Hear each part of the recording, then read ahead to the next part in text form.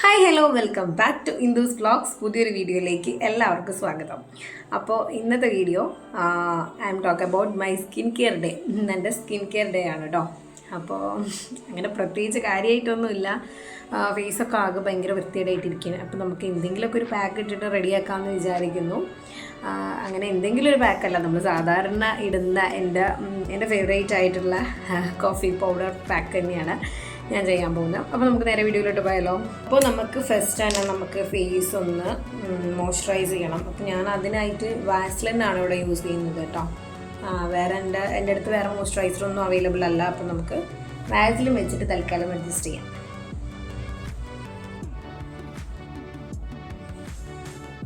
അങ്ങനെ നമ്മൾ മോയ്സ്ചറൈസ് ചെയ്തിട്ടുണ്ട്, അതായത് വാസ്ലിൻ യൂസ് ചെയ്തിട്ടുണ്ട്. ഇനി നമുക്ക് റേസർ എടുത്തിട്ടുണ്ട്, റേസ് ചെയ്യാൻ പോവാം.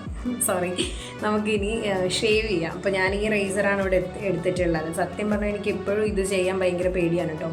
പിന്നെ എന്തിനാണ് ചെയ്യുന്നതെന്ന് ചോദിക്കും. അപ്പോൾ എങ്കിലും ചെയ്യണമല്ലോ. പിന്നെ വേറെ ഒരുപാട് പ്രൊഡക്ട്സ് ഒക്കെ ഇപ്പോൾ അവൈലബിൾ ആയിട്ടുണ്ട് ഹെയർ റിമൂവ് ചെയ്യാൻ വേണ്ടിയിട്ട്. പക്ഷെ ഞാൻ ഇതൊന്നും ട്രൈ ചെയ്ത് നോക്കിയിട്ടില്ല, ഇനി നോക്കണം. അപ്പോൾ നമുക്ക് എന്തായാലും ഷേവ് ചെയ്യാം.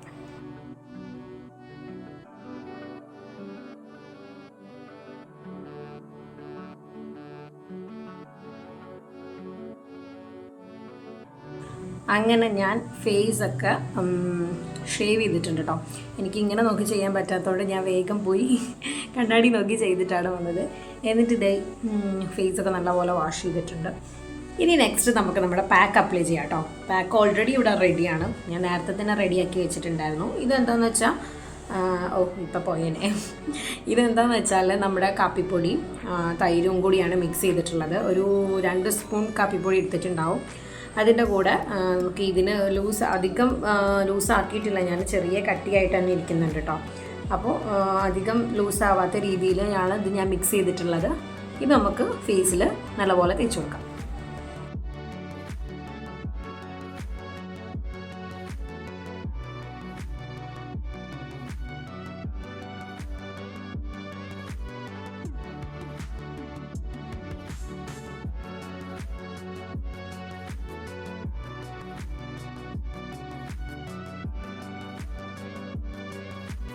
അങ്ങനെ നമ്മൾ ഫുള്ളായിട്ട് ഇത് തേച്ച് കൊടുത്തിട്ടുണ്ട് കേട്ടോ. ഒരു 10 മിനിറ്റ്സ് ഒക്കെ നമുക്ക് ഫേസിൽ വയ്ക്കാം. നമുക്ക് നെക്കിലും കൂടെ അപ്ലൈ ചെയ്ത് കൊടുക്കാം കേട്ടോ.